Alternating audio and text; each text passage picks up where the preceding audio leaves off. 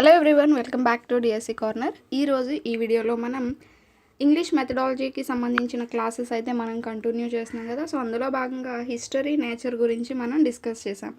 English language యొక్క history అలాగే nature గురించి. ఇప్పుడు మనం ఇంపార్టెంట్ అలాగే principles of English as second language గురించి, అలాగే problems of teaching learning English, ఈ 2 టాపిక్స్ గురించి అయితే డిస్కస్ చేద్దాం. ఆల్రెడీ ఈ 2 వీడియోస్ అనేవి ఎవరైనా చూడకపోతే ఇంగ్లీష్ మెథడాలజీ ప్లేలిస్ట్లో ఉంటుంది, వెళ్ళి చూడొచ్చు. దాన్ని చూసిన తర్వాత ఈ వీడియో చూస్తే మీకు ఇంకా బాగా అర్థమవుతుంది. సో లేట్ చేయకుండా మనం వీడియో అయితే స్టార్ట్ చేసేద్దాం. దానికంటే ముందు మీలో ఎవరైనా ఈ ఛానల్ని ఫస్ట్ టైం చూసినట్టయితే సబ్స్క్రైబ్ చేసుకోండి, పక్కనే బెల్ ఐకాన్ ట్యాప్ చేయండి.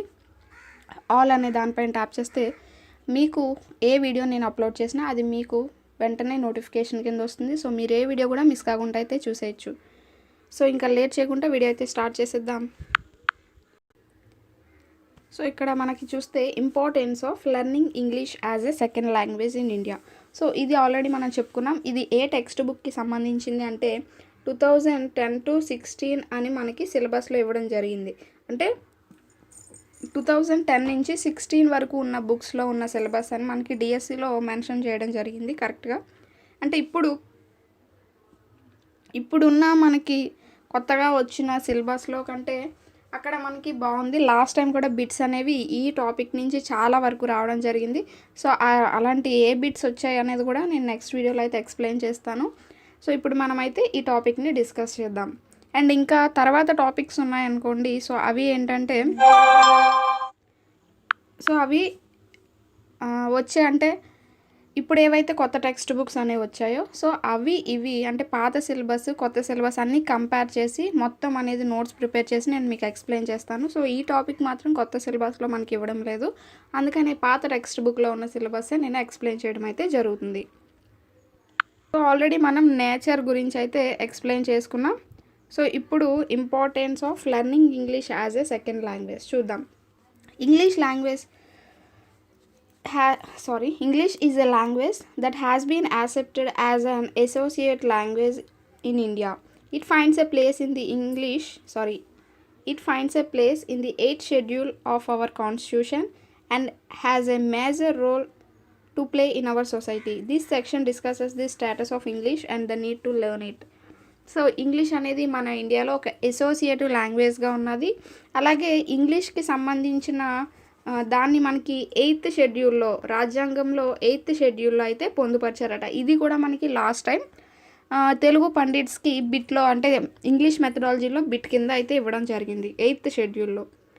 అయితే మన సొసైటీలో ఇంగ్లీష్ అనేది ఒక మేజర్ రోల్, ఒక ముఖ్యమైన పాత్ర అనేది పోషిస్తుంది. సో ఈ సెక్షన్లో మనం దాని గురించి డిస్కస్ చేద్దాం. Look at the following situations and reflect on them. In your house you have electrical connections.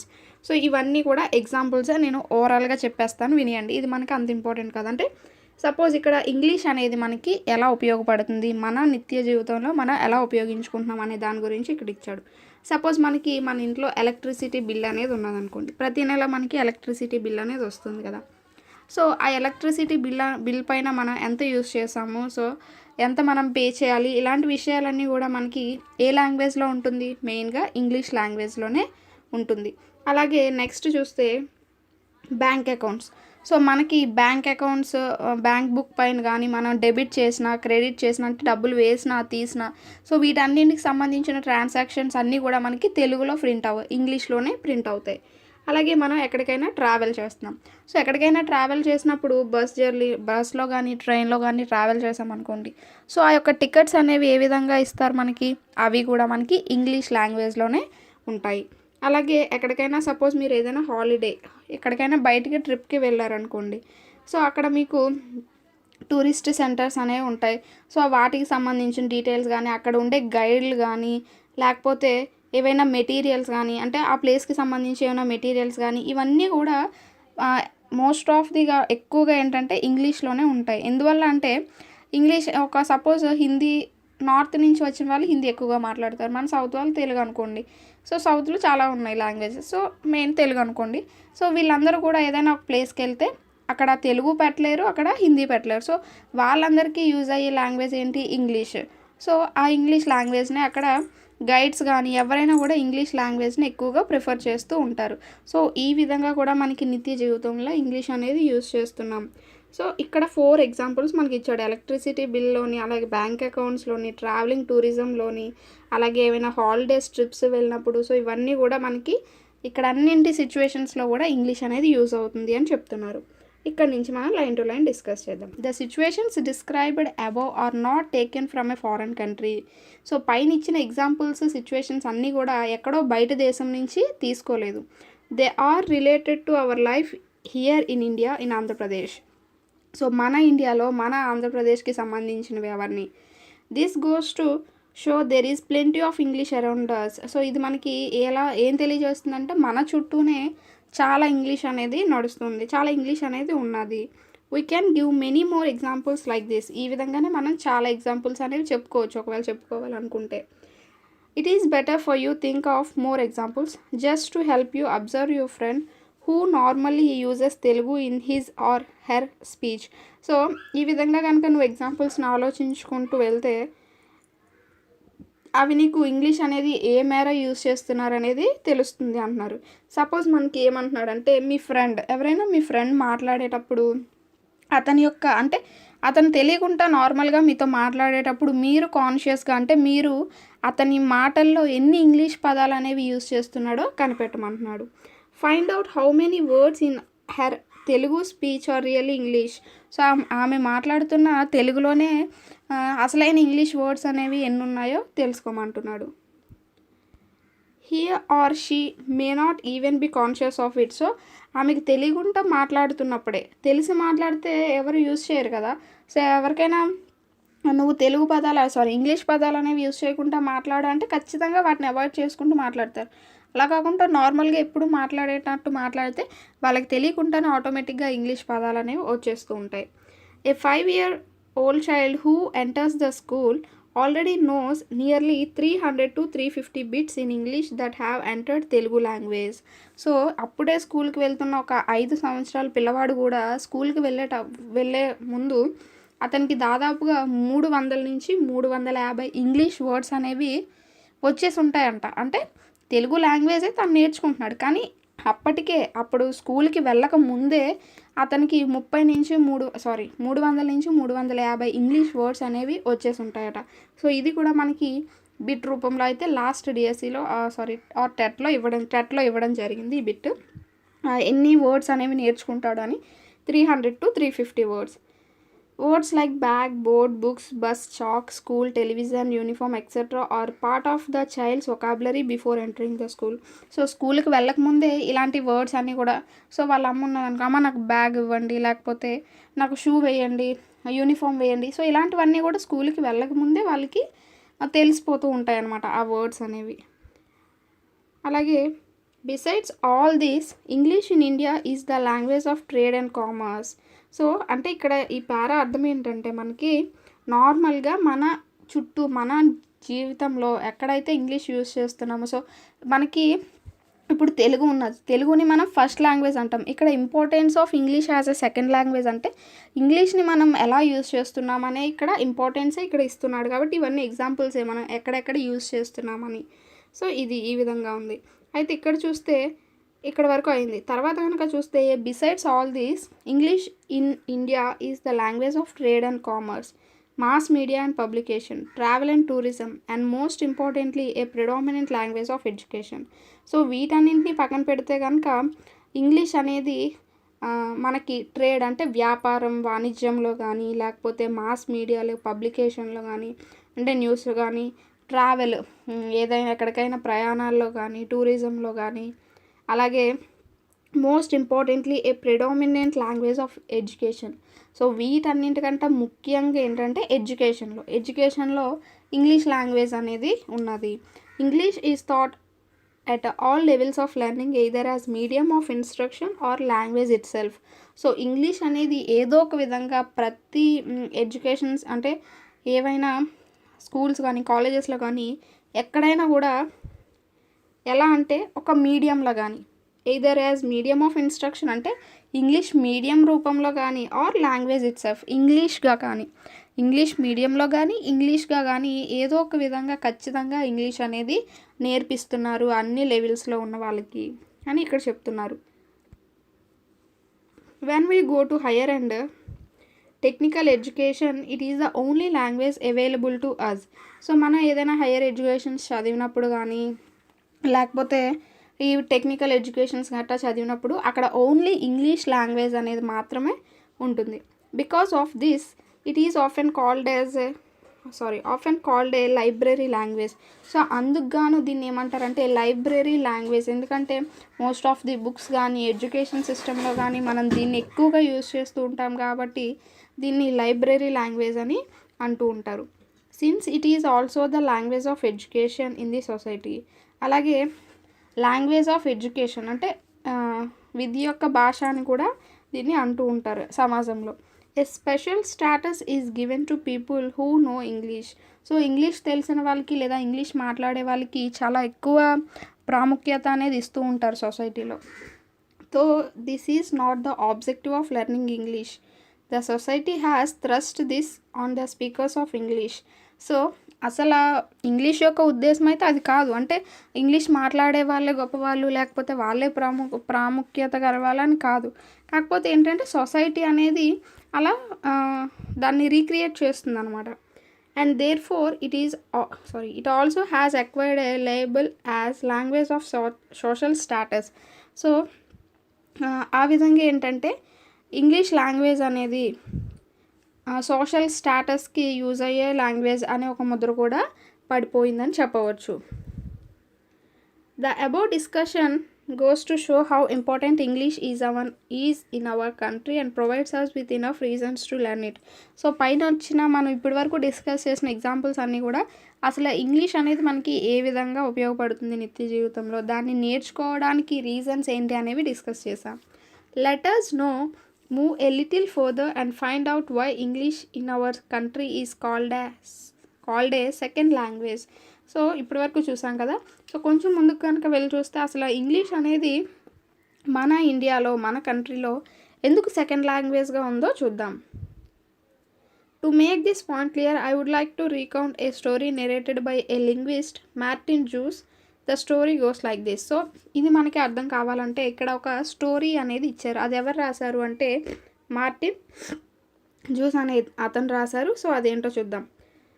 So దీని యొక్క మీనింగ్ అనేది నేను సింపుల్ ఫామ్లో చెప్పేస్తాను, మనకి టైం సేవ్ అవుతుంది స్టోరీయే కాబట్టి. సో ఏంటంటే సో ఈ స్టోరీ అనేది ఏం చెప్తుంది అంటే ఒక పిల్లి అనేది ఉన్నది, దానికి 4 పిల్లలు అనేవి ఉండేవి. సో ఆ పిల్లి ఆ 4 పిల్లలు కలిసి రోజు సాయంత్రం పూట బయటికి వాక్కి వెళ్ళేవంటే నడవడానికి వెళ్తూ ఉండేవన్నమాట.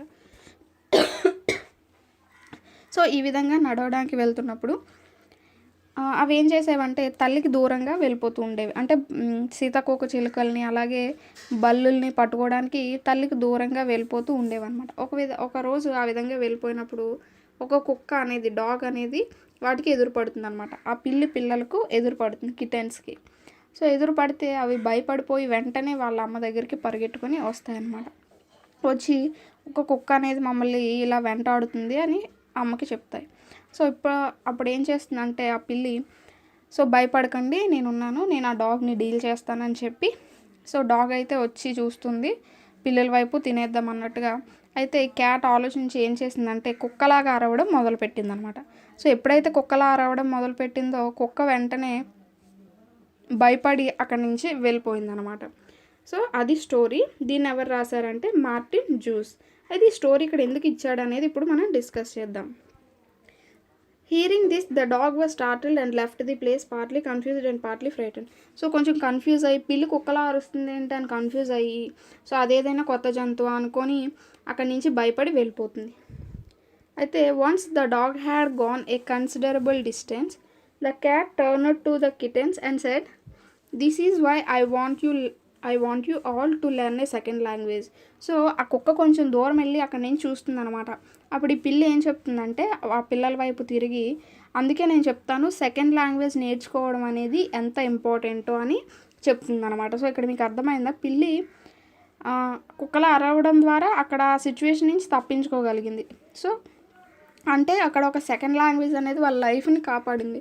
సో అందుకని ఇక్కడ మనకి ఆ ఎగ్జాంపుల్ అనేది ఇవ్వడం జరిగింది. అయితే ఇక్కడ ఎందుకో ఇప్పుడు చూద్దాం.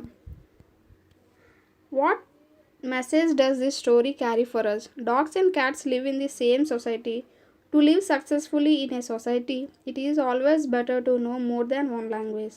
సో కుక్కలు పిల్లులు రెండు ఒకే సొసైటీలో జీవిస్తున్నాయి.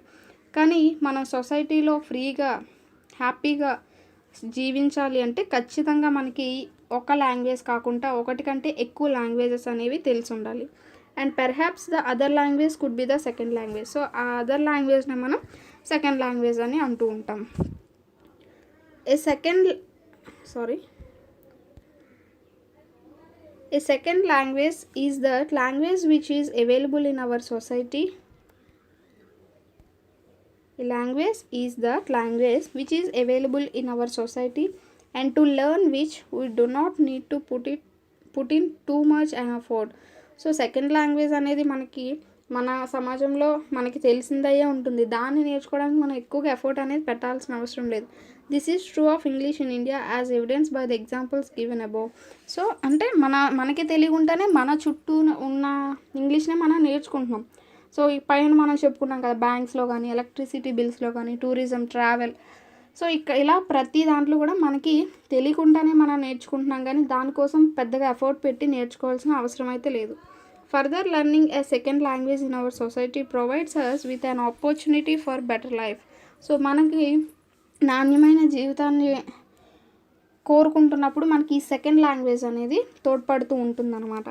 For example in India it is a fact that people with knowledge of English are preferred in jobs than those who do not know English. So మనకి ఇండియాలో కనుక చూసుకుంటే ఇది ఒక నిజం అనమాట. అంటే ఇంగ్లీష్ ఎవరైతే బాగా మాట్లాడతారో, ఇంగ్లీష్ నాలెడ్జ్ ఎవరికైతే ఎక్కువగా ఉంటుందో వాళ్ళు ఎక్కువగా జాబ్స్లో ప్రిఫర్ చేయబడతారు, అంటే తీసుకోబడతారు.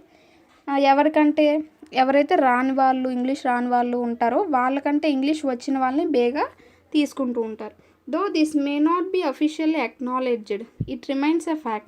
సో అది అందరి చేత ఆమోదించబడింది అయితే కాదు, కానీ అది ఒక నిజం కింద చెప్తున్నారు అనమాట. Because of this English is also called a language of opportunity. So ఈ యొక్క ఉద్దేశం పైన కూడా ఇంగ్లీష్ లాంగ్వేజ్ని ఏమంటున్నారు? సో లాంగ్వేజ్ ఆఫ్ ఆపర్చునిటీ కింద చెప్పుకుంటూ ఉంటున్నారు అనమాట. So it is now possible for us to look at all the features of English in India and Andhra Pradesh that make it a very important language. So ఇప్పటి వరకు మనం discuss చేసినవన్నీ ఇక్కడ ఉన్నాయి, చూద్దాం. సో ఇవన్నీ కూడా మనకి ఇంపార్టెన్స్, ఒక్కొక్క దాన్ని మనం వివరించుకుంటూ వచ్చాము. ఇప్పుడు షార్ట్కట్లో మనకి చెప్తే ఈ విధంగా చెప్పుకుంటాం. అయితే మనకి బిట్ అనేది ఏ విధంగా ఫామ్ అవ్వచ్చు అంటే, సో ఇలా మనకి ఒక 4 ఆప్షన్స్ అనేవి ఇచ్చి ఇందులో importance of English as a second language కిందకి వచ్చింది ఏది, లేకపోతే రానిది ఏది అని అడగొచ్చు, లేదా ట్రూ ఆర్ ఫాల్స్ కింద ఇవ్వచ్చు. సో ఈ పాయింట్స్ అనేవి మనకి ఖచ్చితంగా బ్రెయిన్లో ఉండాలి. ఇక్కడ ఏంటి? It is the language of business and commerce. So బిజినెస్లోని వాణిజ్యం వ్యాపారాలను మనం యూస్ చేస్తాం. అలాగే ట్రావెల్ అండ్ టూరిజంలో, మాస్ మీడియా అండ్ పబ్లికేషన్లో, లాంగ్వేజ్ ఆఫ్ ఎడ్యుకేషన్లో, లైబ్రరీ లాంగ్వేజ్కి యూస్ చేస్తాం. అలాగే language of social status, it is a language of opportunity. So ఇక్కడ ఇచ్చిన పాయింట్స్ అన్నీ కూడా మనం పైన ఎక్స్ప్లెయిన్ చేసుకుంటూ వచ్చాం. సో మీకు లాంగ్వేజ్ ఆఫ్ ఆపర్చునిటీ అనగానే మీకు ఏంటి గుర్తు రావాలి? మనం అక్కడ చెప్పుకునే ఎగ్జాంపుల్స్, అంటే ఎవరికైనా ఇంగ్లీష్ లాంగ్వేజ్ అనేది వస్తేనే జాబ్స్కి బేగా ప్రిఫర్ చేస్తూ ఉంటారు. సో అలాగా సోషల్ స్టాటస్ అంటే ఇంగ్లీష్లో మాట్లాడే వాళ్ళని అందరూ గౌరవిస్తూ ఉంటారు. అలాగే ఎడ్యుకేషన్లో, ప్రతి హయ్యర్ ఎడ్యుకేషన్లో మనకి ఇంగ్లీష్ అనేదే ఉంటుంది. సో ఇంకే అదర్ లాంగ్వేజ్ అనేది ఉండదు. ఈ విధంగా మనకి ఒక్కొక్క పాయింట్ అనేది చదువుతున్నప్పుడు మనం పైన డిస్కస్ చేసిన అన్ని ఎగ్జాంపుల్స్ అనేవి కూడా గుర్తు రావాలి. సో ఇది importance of English as a second language అనే టాపిక్ గురించి అయితే. సో నెక్స్ట్ చూస్తే principles of learning English language. So principles discuss చేద్దాం. So this section looks at how a language is learned. So భాష అనేది ఒక భాష అనేది మనం ఏ విధంగా నేర్చుకుంటాం అనేది ఇక్కడ మనకి తెలుస్తుంది. Briefly we will discuss some of the theories related to language learning and see how they are related to learning English in India. So కొన్ని థియరీస్, అంటే మనం భాష అనేది ఏ విధంగా నేర్చుకుంటాము, అలాగే అవి మన భారతదేశంలో ఇంగ్లీష్ నేర్చుకోవడానికి ఏ విధంగా తోడ్పడుతున్నాయి. సో ఇలాంటి విషయాలన్నీ కూడా మనం ప్రిన్సిపల్స్ ఆఫ్ లెర్నింగ్ ఇంగ్లీష్ లాంగ్వేజ్లో డిస్కస్ చేద్దాం. చూస్తే the earliest theories of learning a language were put forth by certain psychologists called the behavioural psychologists. So first ఈ యొక్క భాషా సిద్ధాంతాలు అనేవి ఎవరి చేత ప్రవేశపెట్టబడ్డాయి అంటే సైకాలజిస్టులు. వాళ్ళని ఏమంటారంటే బిహేవియర్ సైకాలజిస్ట్స్, అంటే ప్రవర్తనవాదులు అనమాట. బిహేవియర్ అంటే ఏంటి? ప్రవర్తన కదా. సో ప్రవర్తనవాదుల కింద అనమాట. అయితే వాళ్ళు ఎవరు అంటే Skinner was the chief among them.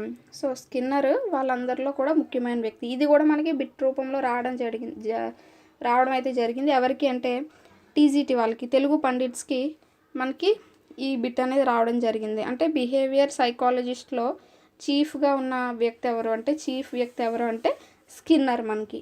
And several others like Kafka, Watson supported his arguments. So Skinner చెప్పే విషయాలన్నీ కూడా మనకి ఎవరు సపోర్ట్ చేసేవారు? Kafka, Watson. ఇవన్నీ మనకి సైకాలజీలో ఉంటాయి, అలాగే ఇక్కడ భాషా సిద్ధాంతాల్లో కూడా ఉంటాయి అన్నమాట. Skinner believes that language is merely habit formation.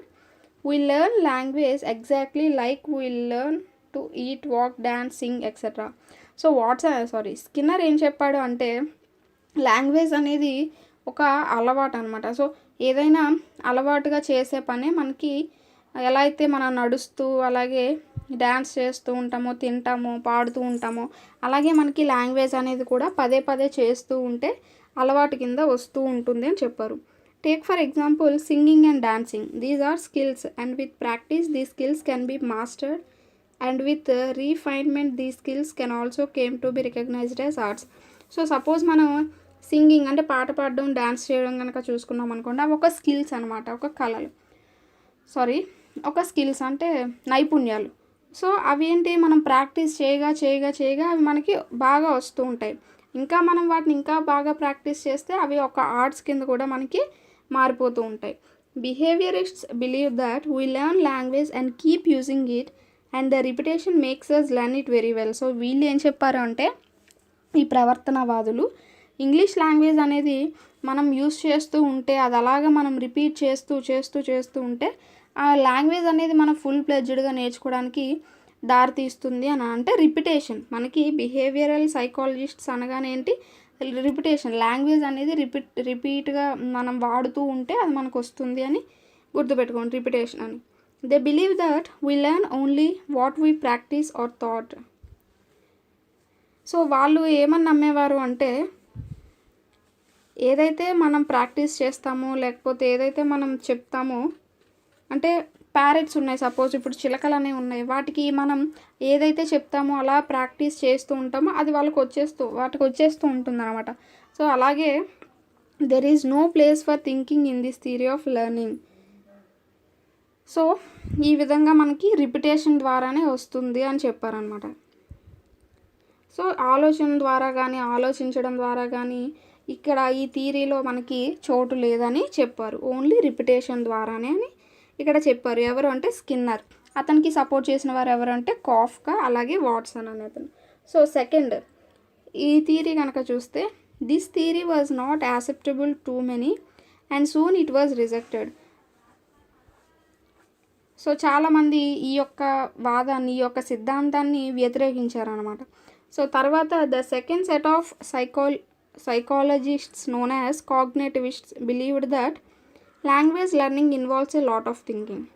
అయితే దాని తర్వాత ఇంకొక ఎవరు అంటే కాగ్నిటివిస్ట్స్ believed that language learning involves a lot of thinking. వీళ్ళు ఏమని చెప్పారు అంటే ఆలోచనల ద్వారా భాష అనేది ఉత్పత్తి అవుతుంది, భాష అనేది నేర్చుకోవడం జరుగుతుంది అని చెప్పారు. ఎవరు అంటే కాగ్నిటివిస్ట్స్.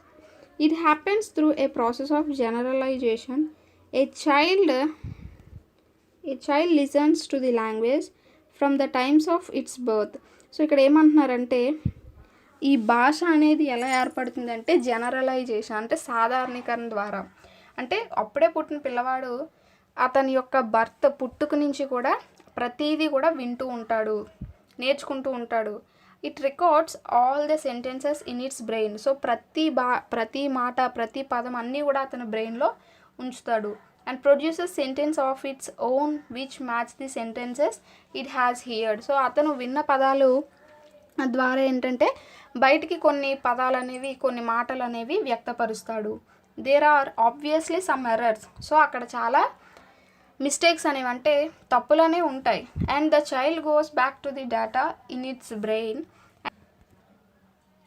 సో ఏం చేస్తాడు అంటే ఆ పిల్లవాడు మాట్లాడే మాటలు ఏమైనా తప్పులు కనుక ఉంటే మళ్ళీ వాటిని రెక్టిఫై చేసుకోవడానికి, సపోజ్ చాలామంది పిల్లల్ని కనుక చూస్తే రేపుకి ఇవాళ లేకపోతే రేపుకి నిన్న అంటారు. చాలామంది పిల్లల్లో మీరు గమనించి ఉంటే రేపు నేను స్కూల్కి వెళ్తాను అనడానికి నేను స్కూల్కి వెళ్తాను అంటూ ఉంటారు. సో ఏంటంటే ఈ యొక్క ఎర్రర్స్ని వాళ్ళు గుర్తించినప్పుడు మళ్ళీ వాళ్ళ బ్రెయిన్లోకి వెళ్ళి సో అది కరెక్ట్ కాదు అని చెప్పి వాటిని మళ్ళీ రెక్టిఫై చేసుకుంటూ ఉంటారు. ఈ విధంగా ప్రతిదీ కూడా భాష అనేది నేర్చుకోవడం జరుగుతుంది అని వీళ్ళు చెప్పారు. ఎవరు అంటే కాగ్నిటివిస్ట్, అంటే ఓన్లీ ఆలోచనల ద్వారా, సో సాధారణీకరణ జనరలైజేషన్ ద్వారా ప్రతిదీ కూడా తప్పులను తెలుసుకుంటూ రెక్టిఫై చేసుకుంటూ భాష అనేది నేర్చుకుంటారు అని చెప్పిన వాళ్ళు ఎవరు అంటే మనకి కాగ్నిటివిస్ట్స్. అయితే Ruth Weir conducted a large number of experiments in this direction with her own child. So Ruth Weir అనే ఒక ఆవిడ ఏం చేశారంటే తన సొంత పిల్లవాడిపైనే మనకి ఈ యొక్క ఎక్స్పెరిమెంట్స్ పరిశోధనలు అనేది చేయడం జరిగింది. She has recorded the experiments in a book called the language of the crib. So ఈవిడ ఒక బుక్లో కూడా ఈ యొక్క ఎక్స్పెరిమెంట్స్, ఈ యొక్క పరిశోధనలు అన్నింటినీ కూడా నమోదు చేసిందంట. ఆ బుక్ ఏది అంటే the language of the crib.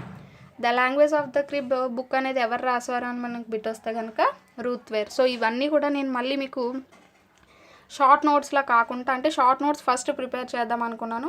So already ఇక్కడ మనం ఈ విధంగా ఎక్స్ప్లెయిన్ చేసుకుంటున్నాం కాబట్టి ఇంక షార్ట్ నోట్స్ కాకుండా నేను బిట్ వైజ్ మనం నోట్స్ అయితే ఎలా ప్రిపేర్ చేసుకొని నేను మీకు బిట్ వైజ్ ఎలా అయితే ఇస్తానో సో అలానే బిట్ వైజ్ మనం ఖచ్చితంగా డిస్కస్ చేసుకుందాం. అండ్ వీడియో చూస్తున్న వాళ్ళందరూ కూడా లైక్ చేయండి అండ్ మీ ఫ్రెండ్స్ అండ్ ఫ్యామిలీకి షేర్ చేయండి. చూస్తే కనుక the cognitive theory had many takers till the arrival of psycholinguist like Noam Chomsky. So ఈ కాగ్నిటివ్ థియరీ అనేది చాలా రోజులు అటు ఇటు నలుగుతూ ఉన్నదనమాట. ఎప్పటి వరకు అంటే ఈ సైకో లింగ్విస్టులు వచ్చే వరకు దీన్ని ఆమోదించడం లేకపోతే మార్పులు చేయడం ఈ విధంగా జరుగుతూ ఉండేది. అయితే ఈ సైకో లింగ్విస్టులో ముఖ్యమైన వ్యక్తి ఎవరు అంటే నోమ్ చామ్స్కీ. సో వీళ్ళు ఏమని నమ్మారు అంటే psycho linguists believe that language is innate to all human beings. Innate అంటే ఇక్కడ అర్థం ఏంటంటే జన్మతః అంటే పుట్టుకతో. సో వీళ్ళు సైకో లింగ్విస్టులు ఏమని నమ్మారు అంటే భాష అనేది ప్రతి మనిషికి కూడా పుట్టుకతోనే వస్తుంది. సో భాషని మాట్లాడే శక్తి కానీ భాషను గ్రహించే కొన్ని కొన్ని లక్షణాలు కానీ మనకి పుట్టుకతోనే వస్తాయి అని వీళ్ళ నమ్మకం అనమాట.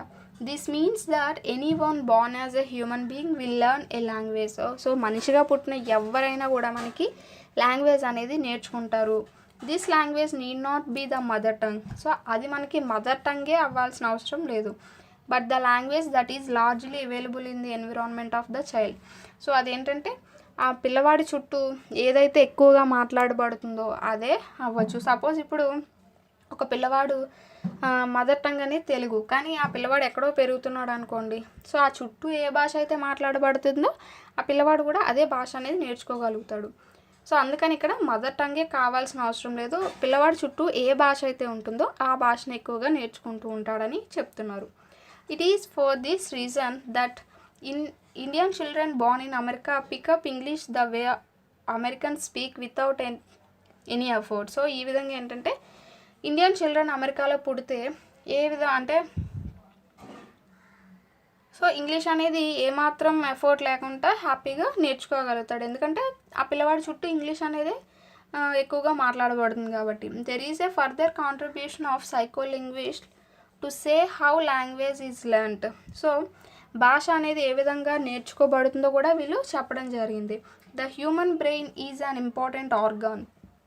సో మన మనిషి యొక్క మెదడు అనేది చాలా ఇంపార్టెంట్ అంటే అవయవం అని చెప్తున్నారు. And this is divided into 4 parts. ఇది మనకి 4 భాగాలుగా విభజించబడిందట. The front 2 parts are called frontal lobes. It is the left frontal lobe that helps us learning language. So మనకి చూస్తే 4 భాగాలు అనేవి ఉంటాయట. సో 4 భాగాలు అనుకోండి. ఈ ముందున్న ఫ్రంటల్ లోబ్స్. సో ఫ్రంట్ ఉన్న ఈ 2 partsని కూడా మనకి ఫ్రంటల్ లోబ్స్ అని అంటారట. అందులో మనకి లెఫ్ట్ సైడ్ ఉన్న దాన్ని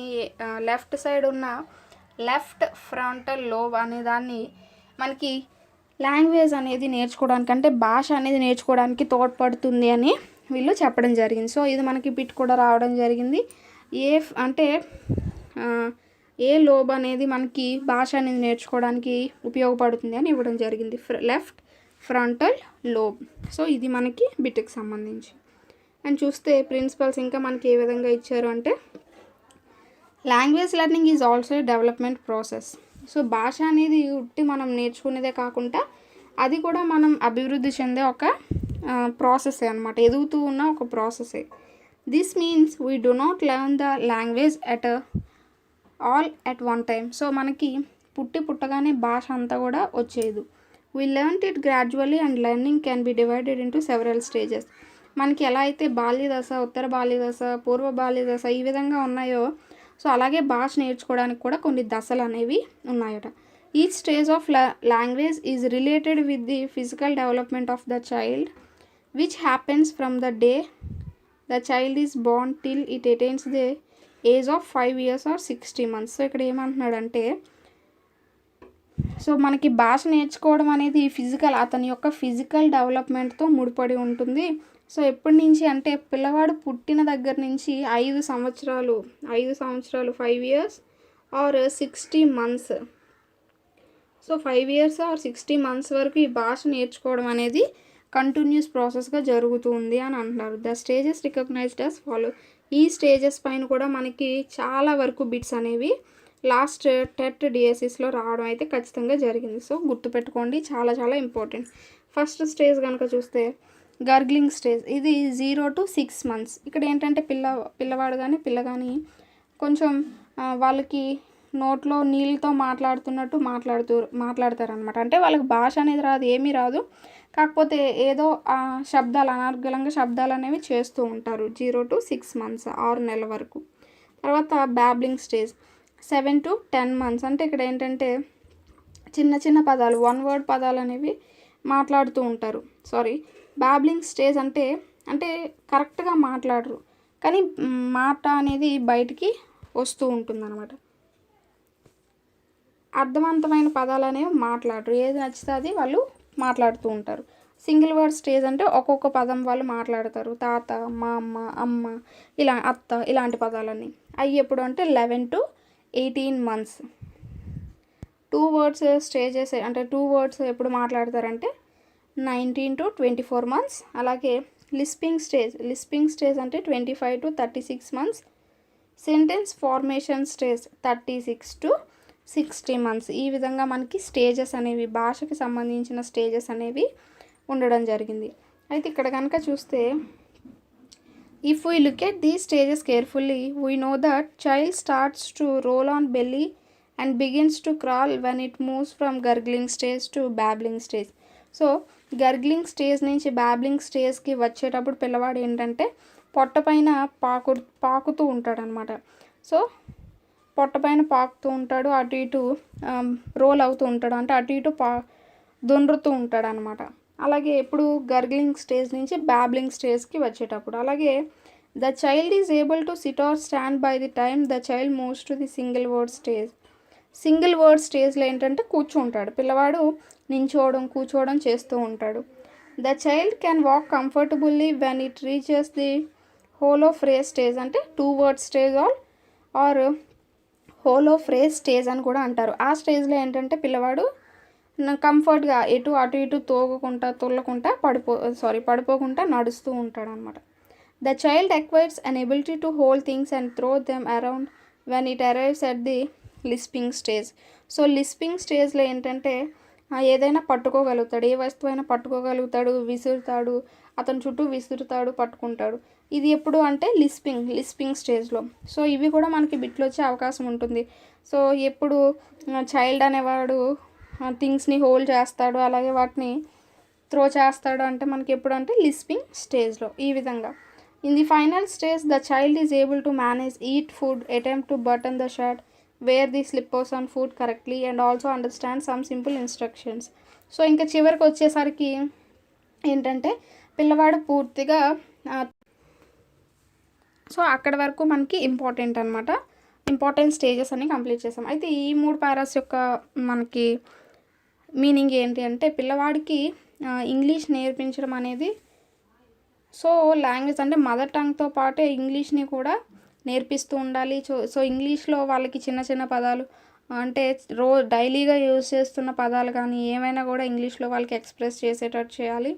వాళ్ళు ఇంగ్లీష్ నేర్చుకోవడానికి కావాల్సిన వాతావరణాన్ని మనం కల్పిస్తూ ఉండాలి. దానికోసం ఇక్కడ చూసారా information gap, opinion gap, problem solving activities, so ఇలాంటివన్నీ కూడా మనం వాళ్ళకి పరిచయం చేయాలని ఇక్కడ చెప్తున్నారనమాట. సో ఇది మనకి ప్రిన్సిపల్స్ ఆఫ్ ఇంగ్లీష్ లాంగ్వేజ్ గురించి అయితే.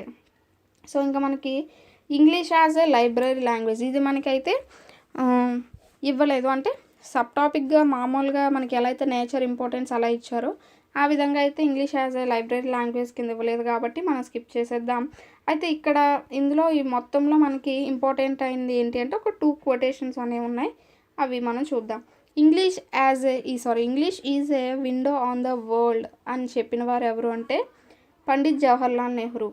విండో ఆన్ ద వరల్డ్ అని చెప్పిన వారు పండిత్ జవహర్లాల్ నెహ్రూ. అలాగే English is a gift of goddess Saraswati అని చెప్పిన వారు రాజాజీ. సో రాజాజీ అనమాట. Saraswati gift of goddess Saraswati అంటే Rajaji, window on the world అంటే జవహర్లాల్ నెహ్రూ. సో అవి మనకి 2 బిట్స్, అందులో ఇంకా అంతకుమించి ఇంపార్టెంట్ ఏం లేదు. అలాగే problems of learning English, so ఇది మనకి ఇంకా లాస్ట్ టాపిక్ అనమాట. చూద్దాం. English is a major second language in our country.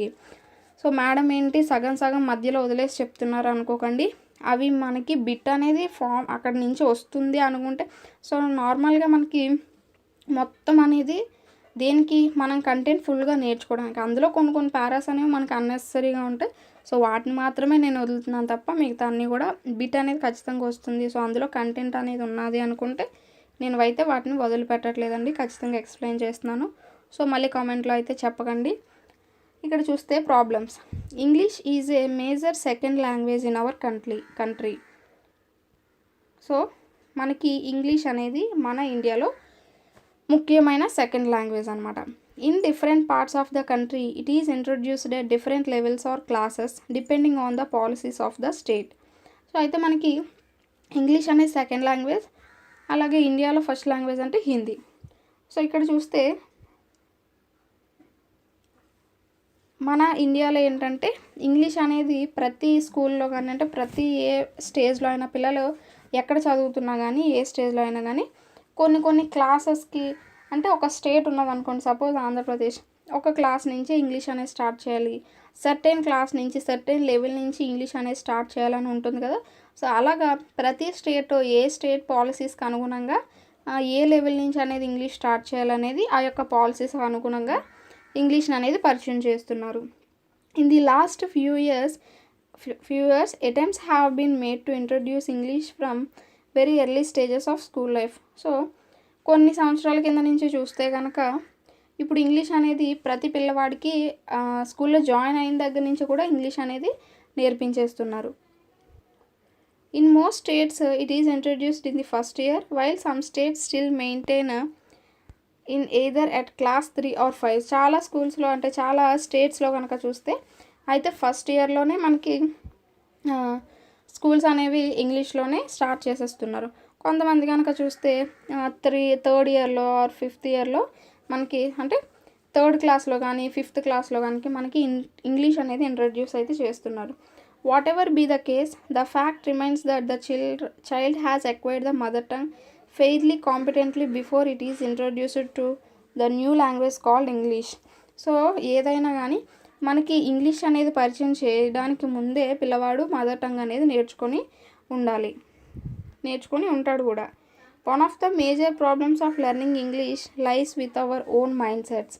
So చాలా వరకు ఇంగ్లీష్ నేర్చుకోవడం అనేది ఏంటంటే మన ప్రాబ్లం ఏంటంటే మన మైండ్ సెట్ అనమాట. ఎందువల్ల అంటే చూద్దాం. We believe that English is a difficult language for us to learn and somehow make our children believe in this. So చాలామంది ఏంటంటే ముందే మైండ్లో ఫిక్స్ అయిపోతారు ఇంగ్లీష్ అనేది చాలా కష్టమైన భాష, సో దాన్ని నేర్చుకోవడం చాలా కష్టం. అంతెందుకు మన డిఎస్సి టెట్లోనే చాలామంది ఇంగ్లీష్ అంటే భయపడిపోతూ ఉంటారు. సో ఏంటంటే మనమే ఇంత భయపడుతుంటే పిల్లవాళ్ళు ఇంకెంత భయపడతారు. స్కూల్కి వెళ్ళినప్పుడు కూడా ఇంగ్లీష్ అనేది కష్టం, బాగా నేర్చుకోండి, ఈ విధంగా చెప్పడం ద్వారా వాళ్ళకి ఒక భయం అనేది ఏర్పడిపోతుంది. When children enter the school and are introduced to English, it is with some fear that they approach this language that causes the first problem. So అది ఫస్ట్ ప్రాబ్లం అనమాట. ఏంటంటే మన మైండ్ సెట్ ఇంగ్లీష్ అనేది చాలా కష్టమైన language అనుకోవడం. And next second problem ఏంటో చూద్దాం. Lies in comparing English with mother tongue. So ఇంగ్లీష్ని మదర్ టంగ్తో కంపేర్ చేయడం. Teachers do this inadvertently in the class everyday. So ప్రతిరోజు కూడా పిల్లలకి అర్థం అవ్వట్లేదు అనే ఒక ఉద్దేశంతో ఇంగ్లీష్లో ఉన్న ప్రతిదీ కూడా తెలుగులోకి ట్రాన్స్లేట్ చేస్తూ ఉంటారు. In there anxiety to help the children understanding the lesson. So వాళ్ళైతే మంచి ఉద్దేశంతో, అంటే పిల్లలకి లెసన్ అనేది అర్థం అవ్వాలి అనే ఉద్దేశంతో ప్రతి వర్డ్ ఆతృతతో తెలుగులో ఎక్స్ప్లెయిన్ చేసేస్తారు. Teachers translate every word and sentence into child's mother tongue. So ఏదైతే మాతృభాష ఉంటుందో దాంట్లోకి ట్రాన్స్లేట్ చేసేస్తున్నారు, మార్చి చెప్తున్నారు. అయితే ఇక్కడ ఏమవుతుంది అంటే, in the process a lot of meaning is lost and often the child looks at the contrast rather than the similarity.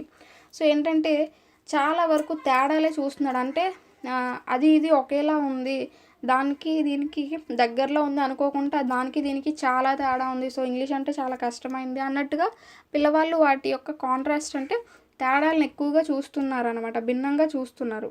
అంతేగాని చాలా ఈజీగా పర్లేదని నేర్చుకుందామని కాకుండా కష్టంగా ఫీల్ అవుతూ ఉన్నారు. This further distances them from believing that English is a language as natural as their mother tongue.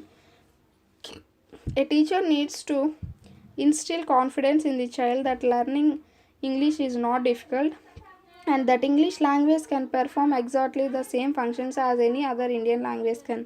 So ఏంటంటే ఈ ప్రాబ్లమ్ని సాల్వ్ చేయడానికి టీచర్ అనేవాళ్ళు పిల్లవాడికి చెప్తూ ఉండాలి, ఇంగ్లీష్ అనేది కష్టమైన సబ్జెక్ట్ కాదు, సో అది ఖచ్చితంగా ఈజీగా నేర్చుకోవాల్సిన సబ్జెక్టే, మిగతా అన్ని లాంగ్వేజెస్ ఎలా ఉన్నాయి ఇంగ్లీష్ కూడా సేమ్ క్వాలిటీస్నే కలిగి ఉంటుంది అని వాళ్ళకి ఒక ధైర్యం చెప్తూ ఉండాలన్నమాట. We can use English to make request, give directions, make friendships, quarrel, narrate a story, sing a song and whatever else that we can do in mother tongue. So మాతృభాషలో మనం ఏ పనులు అయితే చేస్తామో, అంటే కొట్టుకోవడం, తిట్టుకోవడం, మాట్లాడుకోవడం కానీ, ఏమైనా రిక్వెస్ట్ కానీ, డైరెక్షన్స్ ఇవ్వడం, సో ఇలాంటివి మాతృభాషలో మనం ఏవైతే పనులు చేస్తామో అవన్నీ కూడా మనం కనుక ఈ ఇంగ్లీష్ లాంగ్వేజ్లోనే కనుక చేసినట్టయితే ఇంగ్లీష్ అనేది మనకి ఈజీగా వస్తుంది అని ఇక్కడ చెప్తున్నారు. ఫస్ట్ ప్రాబ్లం ఏంటి, ఇంగ్లీష్ పైన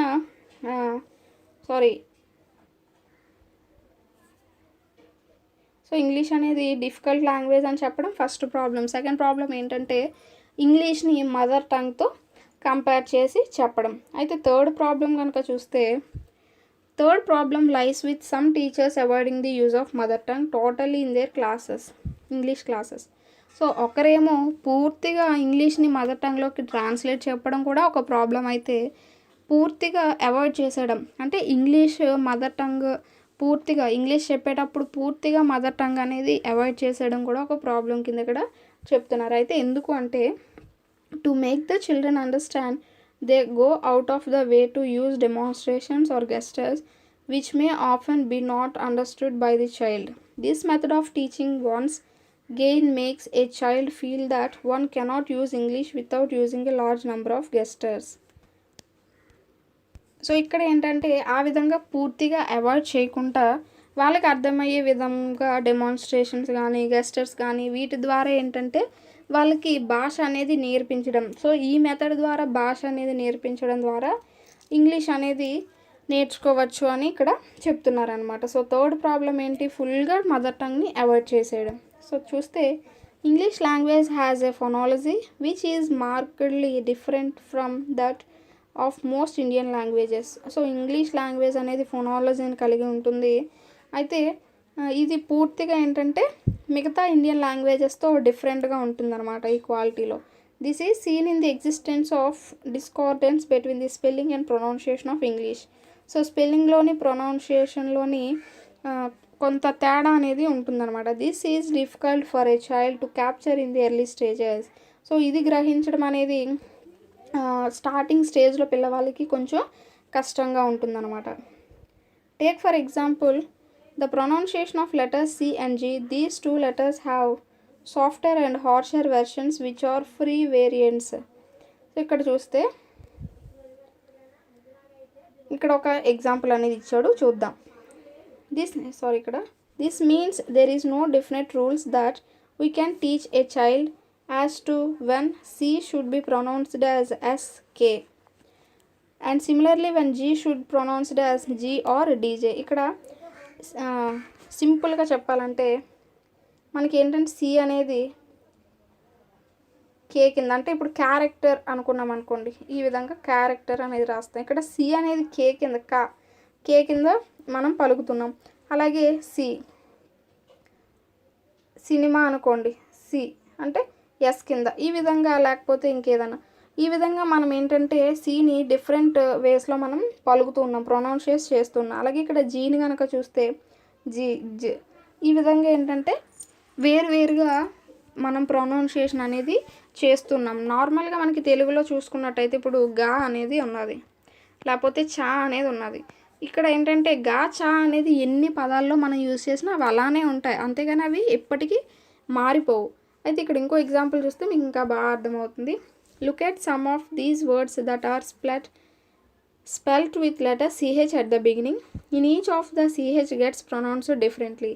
సో ఇక్కడ చూడండి అన్నీ కూడా సిహెచ్తోనే స్టార్ట్ అయ్యాయి. Character, charter, Carlton. ఇక్కడ ఏంటి సిహెచ్ అనేది క్యారెక్టర్ అంటే కా పలుకుతుంది, చార్టర్ అంటే చా పలుకుతుంది, కార్ల్టన్ అంటే మళ్ళీ కా పలుకుతుంది.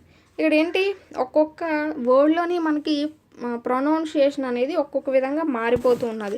అయితే తెలుగులో అలా మారుతుందా? లేదు కదా. సో కలువ, లేకపోతే కడవ. సో ఇక్కడ ఏంటంటే కా అనేది ఖచ్చితంగా కాలానే ఉండిపోతుంది, అంతేగాని గా కింద, గా చా కింద మారిపోవట్లే. కానీ ఇంగ్లీష్ ఫోనాలజీలో అలా ఉండదు అనమాట. సో ఆ యొక్క తేడాని గుర్తించడం అనేది స్టార్టింగ్ స్టేజ్లో పిల్లవాడికి కొంచెం కష్టంగా ఉంటుంది అని ఇక్కడ చెప్తున్నారు అనమాట. Many more examples of this kind can be given to show how English spelling and pronunciation do not match with each other. So ఇలాంటి ఎగ్జాంపుల్స్ ద్వారా మనం ఏంటంటే ప్రొనౌన్షియేషన్, స్పెల్లింగ్ ఎలా అయితే డిఫరెంట్గా ఉంటుంది అనే విషయాన్ని అయితే నేర్చుకోవచ్చు అని చెప్తున్నారు. Besides pronunciation, English language also uses stress at the word level and also the sentence level. This phenomenon is new to our children. So అలాగే స్ట్రెస్ లెవెల్ అనేది, అంటే స్ట్రెస్ అనేది వర్డ్ లెవెల్లో, సెంటెన్స్ లెవెల్లో వేరువేరుగా ఉంటుంది. సపోజ్ ఒక లైన్ అనేది ఉన్నదనుకోండి, స్ట్రెస్ బట్టి మన అది చదివే యొక్క టైం అనేది ఎక్కువగా తీసుకుంటూ ఉంటుంది. అంటే ఆ యొక్క తేడా కూడా స్టార్టింగ్లో పిల్లవాడికి కొంచెం కొత్తగా ఉంటుంది అని ఇక్కడ చెప్తున్నారు. అయితే సో ఇక్కడ ఏంటంటే ప్రతి పిల్లవాడికి స్టార్టింగ్ స్టేజ్లో స్ట్రెస్ని గుర్తించడం, అంటే వాటి ప్రొనౌన్సియేషన్ కానీ, స్ట్రెస్ని గుర్తించడం కానీ, గ్రామటికల్గా వాటి యొక్క స్పెల్లింగ్స్ గుర్తించడం. సో ఇవన్నీ కూడా స్టార్టింగ్ ఎవరైతే ఇంగ్లీష్ నేర్చుకున్న పిల్లవాడు ఉంటాడో తనకి చాలా ఇబ్బందిగా ఉంటుంది అని మనకి ఈ పారా అయితే తెలియచేస్తుంది. అండ్ నెక్స్ట్ కనుక చూస్తే stress at the sentence level can cause further difficulty. So sentence లెవెల్లో స్ట్రెస్ అనేది ఇంకొక డిఫికల్టీ కింద మారిందంటే వర్డ్ స్థాయిలో, ఏదైనా ఒక పదం స్థాయిలో స్ట్రెస్ అనేది స్టార్టింగ్ స్టేజ్లో చాలా కష్టంగా ఉంటే, ఇక్కడ తర్వాత స్టేజ్లో ఏంటంటే సెంటెన్స్ వైజ్గా స్ట్రెస్ అనేది చాలా కష్టంగా ఉంటుంది పిల్లవాడికి నేర్చుకోవడం. For the shift from one stressed syllable to another stressed syllable takes exactly the same time and this creates a rhythm unique to English language. So ఇక్కడ ఏమంటున్నారంటే సపోజ్ ఏదైనా ఒక సెంటెన్స్ అనేది ఉన్నదనుకోండి, ఇక్కడ ఒక పదం, ఇక్కడ ఒక పదం, సో అలాగే రెండు పదాలు.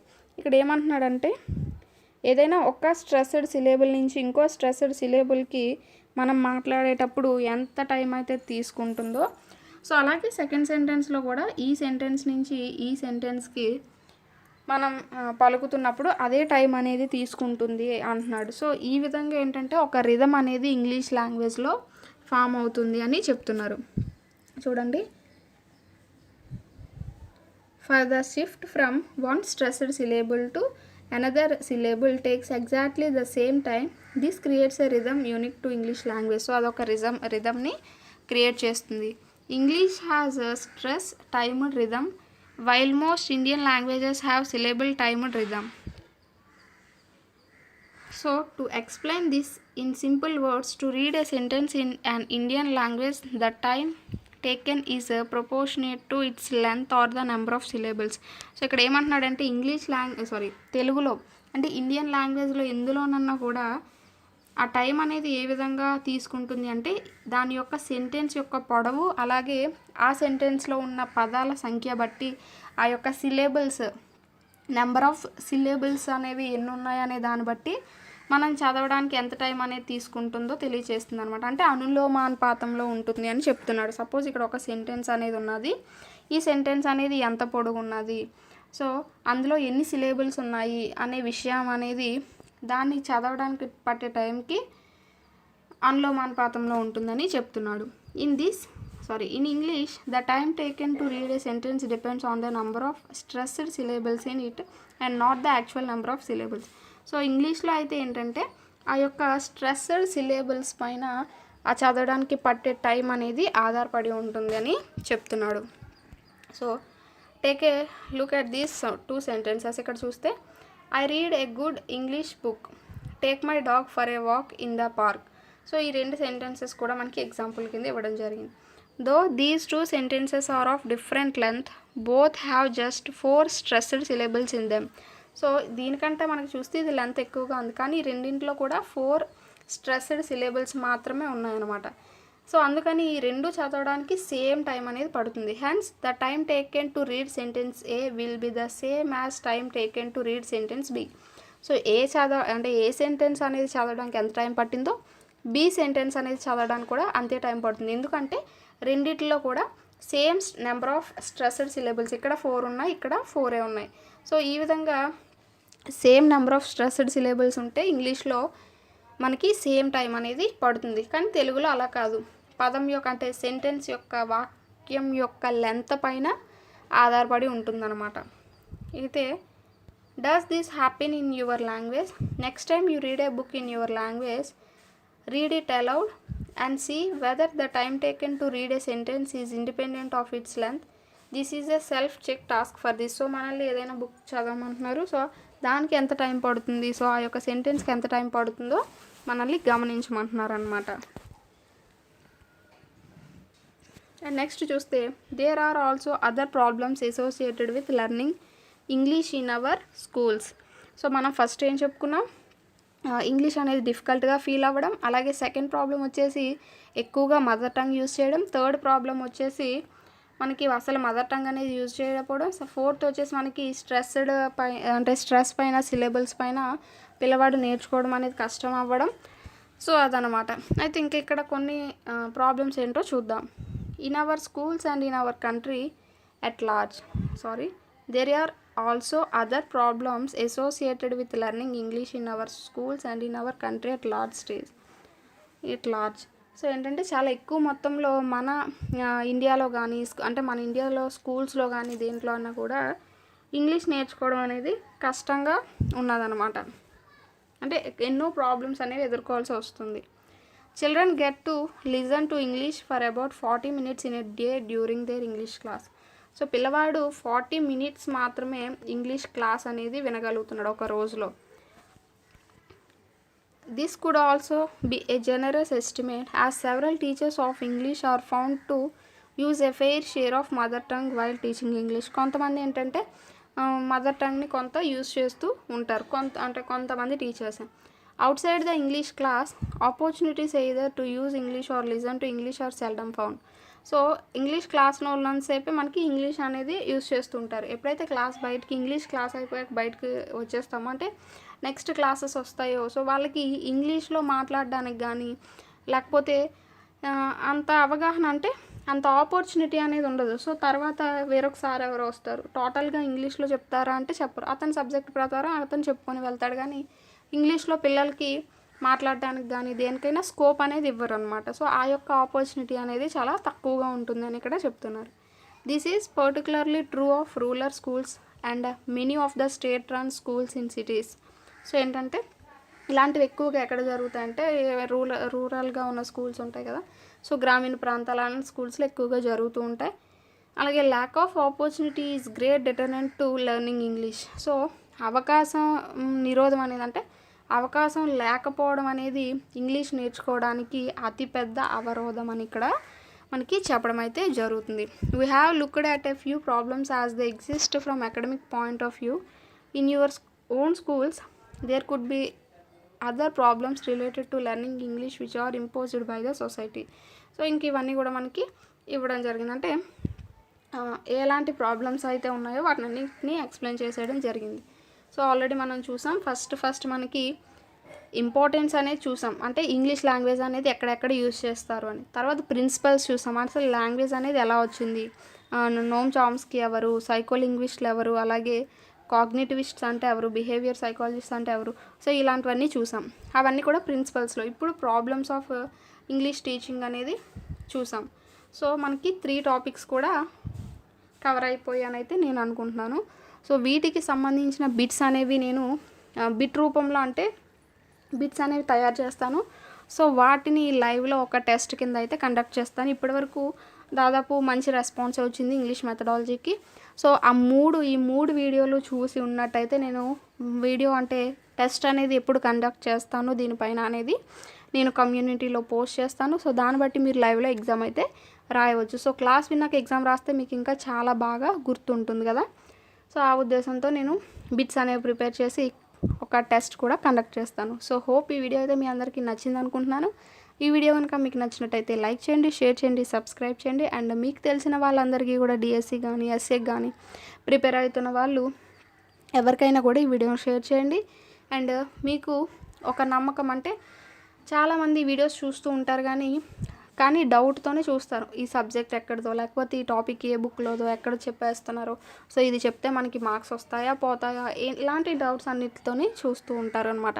సో అలాంటి డౌట్స్ అనేవి లేకుండా, సో కావాలంటే నేను ఆల్రెడీ చెప్పాను, నాకు ఒక షార్ట్ నోట్స్ ప్రిపేర్ చేసుకుని ఒక 40-50 మినిట్స్లో మొత్తం 3 క్లాసెస్ని కూడా ఒకే టాపిక్లో నేనైతే చెప్పగలను. కాకపోతే ఏంటంటే మీకు ఆ నమ్మకం అనేది కలగాలి. సో టెక్స్ట్ బుక్ని ఈ విధంగా చూస్తూ చెప్తూ ఉంటే ఆ టెక్స్ట్ బుక్ అనేది చెప్తున్నారు, సో మేడం ఎక్కడ ఏ పాయింట్ మిస్ చేయట్లేదు అనే ఒక నమ్మకం అనేది మీకు ఉంటుంది. సో నేర్చుకున్నప్పుడు ఒక కాన్ఫిడెన్స్ అనేది ఉంటుంది. అలా కాకుండా నేను నోట్స్ ప్రిపేర్ చేసి చెప్తే బై మిస్టేక్ నేను ఎక్కడైనా ఒక పాయింట్ వదిలేయచ్చు, లేకపోతే మీరు ఎక్కడైనా కన్ఫ్యూజ్ అవ్వచ్చు, సో అన్నీ చెప్తున్నారా లేదా అని.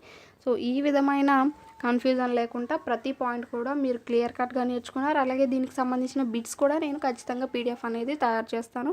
సో ఒక్కరిదాన్ని లెసన్ బిట్స్ తయారు చేసి మళ్ళీ వీడియో అనేది చేసి అప్లోడ్ చేసి, సో ఇవన్నీ కూడా చాలా టైం అనేది తీసుకుంటుందండి, కొంచెం అర్థం చేసుకోండి.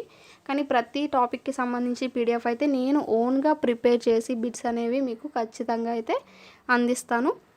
అండ్ నెక్స్ట్ వీడియోతో అయితే మళ్ళీ కలుద్దాం. దీనికి సంబంధించిన పీడిఎఫ్ అనేది నేను డిస్క్రిప్షన్లో లింక్లో ఇస్తాను. సో ఖచ్చితంగా దాన్ని డౌన్లోడ్ చేసుకోండి అండ్ టెక్స్ట్ బుక్ మొత్తం చదవండి. మొత్తం అంటే టెక్స్ట్ బుక్ మొత్తం కూడా మనం ఎక్స్ప్లెయిన్ చేసుకున్నాం మనకి సిలబస్లో ఇచ్చిన టాపిక్ వైజ్గా. సో వాటన్నింటినీ మీరు ఒకసారి చదివినట్టయితే టెస్ట్ కండక్ట్ చేసినప్పుడు మీకు అదొక రివిజన్ లాగా అయితే ఉంటుంది. సో నెక్స్ట్ వీడియోతో అయితే మళ్ళీ కలుద్దాం.